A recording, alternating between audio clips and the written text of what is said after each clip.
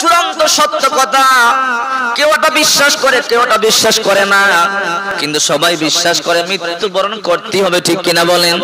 নিজের চোখে দেখতেছে বাবা চলে গেছে, মা চলে গেছে, ভাই চলে গেছে, এই জন্য সবাই কাফের, মুশরিক, বেঈমান, হিন্দু, বৌদ্ধ, খ্রিস্টান সবাই বিশ্বাস করে মৃত্যুবরণ করতেই লাগবে, মৃত্যুবরণ করতেই হবে, অন্ধকার কবরে যেতেই হবে। একবার চক্ষু বন্ধ করে দেখেন, ওই অন্ধকার কবরে যদি আপনার কবরে সাপ বিচ্ছু হয়ে যায়, রাসূল বলেন এক একটা জাহান্নামের কবরে কমপক্ষে 70 থেকে 99টা সাপ হবে। ওই সাপের এক ফোঁটা লালা যদি দুনিয়ার জমিনে পড়তো, গোটা দুনিয়ার জমিনটা বিষাক্ত তামা হয়ে যেত, একটা উদ্ভিদ জন্ম নিত না। ওই রকম একটা সাপ যদি আপনার আমার কবরে হয়, তাহলে উপায় থাকবে না। ওই অন্ধকার কবরে চিৎকার করবেন, কেউ সাহায্য করবে না। চিন্তা করেন ওই অন্ধকার কবরে আপনি কি করে থাকবেন? মা খাদিজাতুল কুবরা, যাকে আল্লাহ সালাম দিয়েছে, আল্লাহু আকবার বলে। রাসূল বলেন এই পৃথিবীতে সবচেয়ে শ্রেষ্ঠ নারী 4 জন। কয়জন? আফজালুন নিসাই আহলুল জান্নাতি খাদিজাতু বিনতে খুয়াইলিদ ও ফাতিমাতু বিনতে মুহাম্মদ ও মারইয়াম বিনতে ইমরান ও আসিয়া বিনতে মুহাজিম। 4 জন হলো শ্রেষ্ঠ জান্নাতি রমণী। এর মধ্যে 1 নম্বর মা খাদিজা, 2 নম্বর হলো ফাতিমা রাদিয়াল্লাহু তাআলা আনহা, 3 নম্বর হলো মরিয়ম আলাইহিস সালাম, 4 নম্বর বিবি আসিয়া। অথচ যেই মা খাদিজাকে রাসূল জান্নাতের মধ্যে 1 নম্বর রমণী বলেছেন, ওই মা খাদিজাকে আল্লাহ সালাম দিয়েছে, অথচ ওই মা খাদিজা কবরে বসে কেমন কান্নাকাটি করেছে দেখেন। মা খাদিজা ইন্তেকালের পূর্বে হাওমাও করে কান্না করে। ছোট্ট মেয়ে ফাতেমা পাশে বসে বলে, মা কান্না বন্ধ করে। বলে কি করে কান্না বন্ধ করব? আমি তো কিছুদিনের মধ্যে অন্ধকার কবরে যাব। মা ফাতেমা, ওই অন্ধকার কবরে কি করে থাকবো, আমার বড় ভয় লাগে। এ ফাতেমা, যে কবরে সাথী নাই, বাতি নাই, বন্ধু নাই, বান্ধব নাই, দরজা জানালা কোনো কিছু নাই, ওই কবর আমি কি করে থাকবো? এই জন্য ওই কবরের ভয় আমার কান্না আসে। ছোট্ট মেয়ে ফাতেমা রাদিয়াল্লাহু তাআলা আনহা বারে বুঝে কান্না বন্ধ হয় না। কিছুক্ষণ পরে রাসূল পাক সাল্লাল্লাহু আলাইহি ওয়াসাল্লাম যখন বাড়িতে আসলেন, ফাতেমা বলে, আব্বা জান, মায়ের কান্না বন্ধ করান। আমি যতই বুঝাই মা কান্না বন্ধ করে না। আল্লাহর নবী মা খাদিজার পাশে গিয়ে বলে, খাদিজা কেন তুমি কাঁদো? কান্না বন্ধ করো। খাদিজা বলে, ওগো আল্লাহর নবী, না না, আমি কান্না বন্ধ করব না। আল্লাহ রাসূল বলে, খাদিজা কেন তুমি কাঁদো? বলে, অন্ধকার কবরের ভয় আমাকে ধরেছে। ওগো আল্লাহর নবী, দুনিয়াতে সাথী আছে, বন্ধু আছে, বান্ধব আছে, আত্মীয় স্বজন আছে, বিপদে পড়লে সাহায্য করবার জন্য দৌড়ে আসে, কিন্তু অন্ধকার কবর, যেখানে সাথী নেই, বাতি নেই, অন্ধকার কবর, ওই কবর আমি কি করে থাকবো? এই কবরের ভয় আমার কান্না আসে। আল্লাহর নবী তখন বললেন, খাদিজা কান্না বন্ধ করো। এ খাদিজা, তুমি কাঁদলে আমারও কান্না চলে আসে। এই কথা বলবার পরে মা খাদিজা বলে, ওগো আল্লাহর নবী, আপনি আমার ওয়াদা দেন, আমার 3টা মনের আশা আপনি পূর্ণ করবেন। ওগো আল্লাহর নবী, 3টা আশা পূর্ণ করলে কান্না বন্ধ করতে পারি। ওই অন্ধকার কবর যা আমার কষ্ট দেয়। আল্লাহর নবী তখন বললেন, খাদিজা তোমার 3টা চাহিদার কথা আমার বলো, আমি ওয়াদা দিলাম তোমার 3টা চাহিদা আমি পূর্ণ করব। ওগো আল্লাহর নবী, আপনার জবান থেকে শুনেছি আপনি বলেছেন, ইস্তাইযু বিল্লাহি মিন আযাবিল কবর, ইন্নাহুম ইউআযাবুনা বিকবুরিহিম। কবর আযাব থেকে তোমরা আল্লাহর কাছে পানা চাও, কবরে কিন্তু আযাব হয়। ওগো আল্লাহর নবী, আপনি বলেছেন যখন কোন মাইয়িতকে অন্ধকার কবরে রাখবার পরে আত্মীয়রা 40 কদম দূরে চলে যায়, প্রত্যেকের কবরের মধ্যে 2 জন ফেরেশতা ঢোকে। যদি কোন নেককার মানুষ হয়, দাফন করবার পরে যখন আত্মীয়রা 40 কদম দূরে চলে যায়, ওই ব্যক্তির কবরে 2 জন ফেরেশতা ঢোকে। এই বলে, মার রব্বুকা ওয়া মা দীনুকা ওয়া মান নাবিয়ুকা। ওগো আল্লাহর বান্দা বান্দিরা, বলেন আপনার রবকে, আপনার দ্বীনকে, আপনার নবীকে। যদি নেককার হয়, বলে রব্বি আল্লাহ, দ্বীন আল ইসলাম, আমার নবী মুহাম্মদুর রাসূলুল্লাহ। আমার রব আল্লাহ, আমার দ্বীন ইসলাম, আমার নবী মুহাম্মদুর রাসূলুল্লাহ। এই কথা বলবার পরে 4 নম্বর একটা প্রশ্ন করো, মা ইলমুকা, কোথা থেকে শিখেছেন? বলে, আমাদের রাসূল বলেছে কোরআন কোরআন থেকে আমরা শিখেছি। এই কথা বলবার পরে ওয়াফসাহু লাহু কবরহু 70 দিরা, কবরটা চতুর্দিকে 70 হাত প্রশস্ত হয়ে যায়। অন্য হাদিসের মধ্যে আসছে যত দূর চোখ যায় ওই পরিমাণ কবরটা প্রশস্ত হয়ে যাবে। আর বলা হয় ওয়াফতাহু লাহু বাবুন ইলাল জান্নাহ, জান্নাতের সাথে একটা দরজা খুলে দাও। ওয়ালবাসু মিন লিবাসিল জান্নাহ, জান্নাতের পোশাক পরে দাও, পরায়া দাও।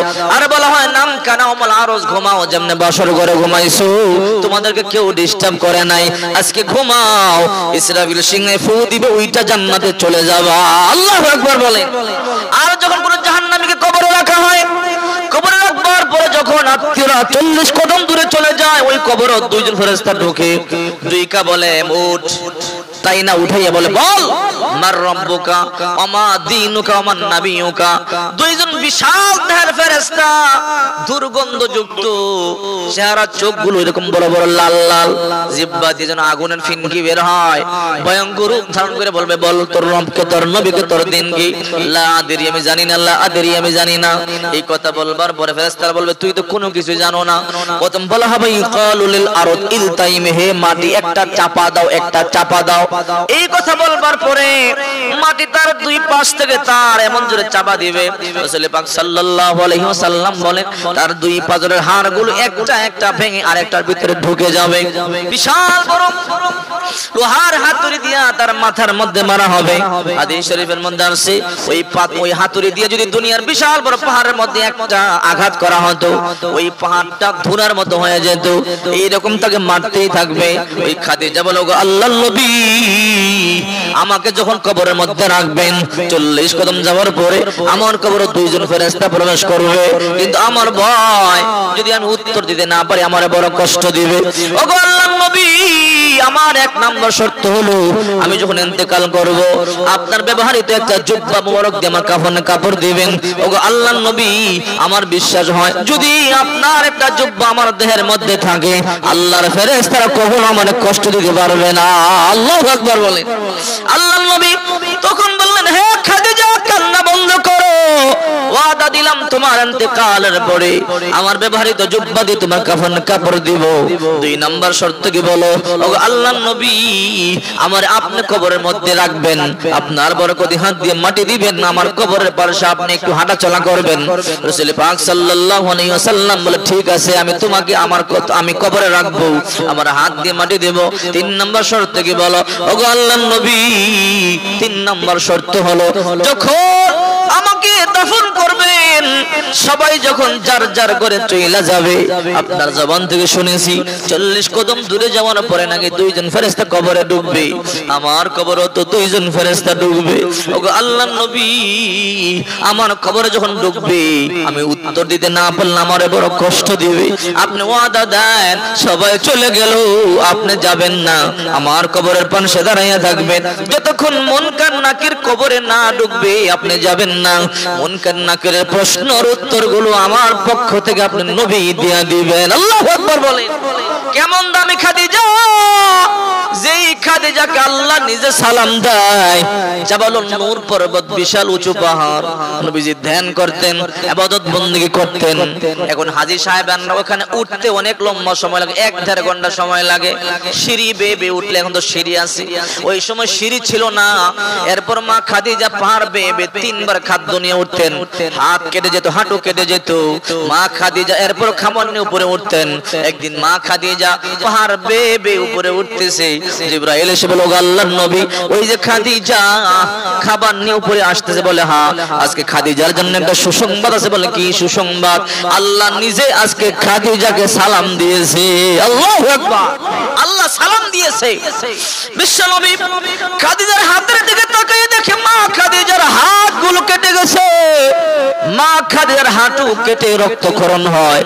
নবী বলেন খাদিজা, তুমি আমার জন্য বড় কষ্ট করো, দৈনিক খাদ্য নিয়ে উপরে উঠে তোমার বড় কষ্ট হয়। মা খাদিজা বলো আল্লাহর নবী, আমি জানি আপনার মা নাই, আপনার বাবা নাই, আমি আপনার জন্য এতটুকু কষ্ট কেন?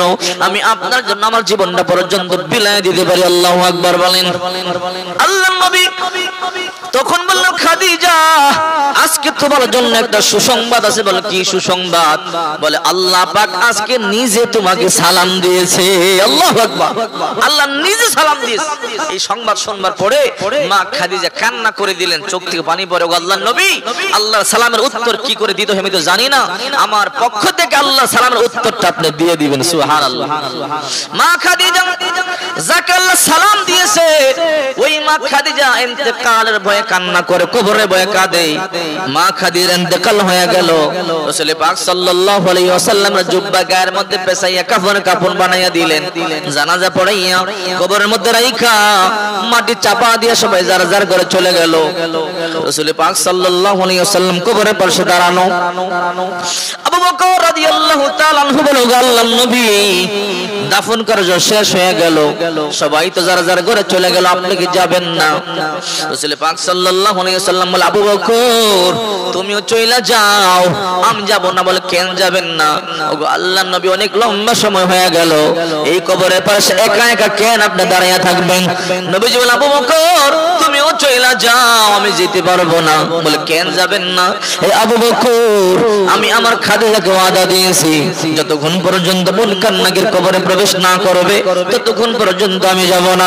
হে আবু বকর সবাই চলে গেছে, তুমিও চইলা যাও, আমি যাব না।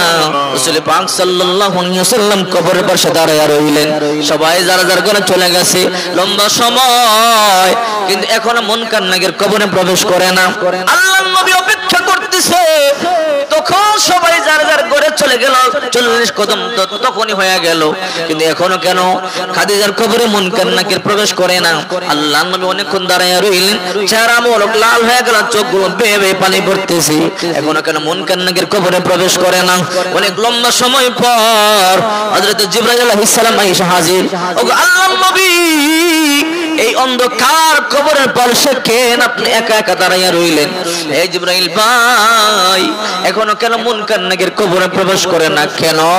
আমি ওয়াদা দিয়েছি আমার খাদিজাকে যতক্ষণ পর্যন্ত মুনকার নাকির কবরে প্রবেশ না করবে ততক্ষণ পর্যন্ত আমি কবর ত্যাগ করব না। মুনকার নাকির যখন খাদিজাকে প্রশ্ন করবে খাদিজার পক্ষ থেকে আমি নবীজি নিজে উত্তরগুলো দিয়ে দেব। আল্লাহু আকবার, আল্লাহু আকবার। আল্লাহর নবী কান্না করতেছে। জিবরাইল বলল, আল্লাহর নবী আল্লাহ আমাকে পাঠাইছে যতক্ষণ পর্যন্ত আপনি কবরের পাশে দাঁড়ায় থাকবে। ওগো আমার নবী এই কবরে কোনদিন মুনকার নাকির প্রবেশ করবার সাহস পাবে না, আপনি চলে যান। আল্লাহ আমাকে বলেছে আপনি চলে যান। খাদিজার প্রশ্নের উত্তর দেওয়ার জন্য প্রশ্নগুলো আল্লাহ বহু আগে রেডি করে রেখেছে। আল্লাহু আকবার।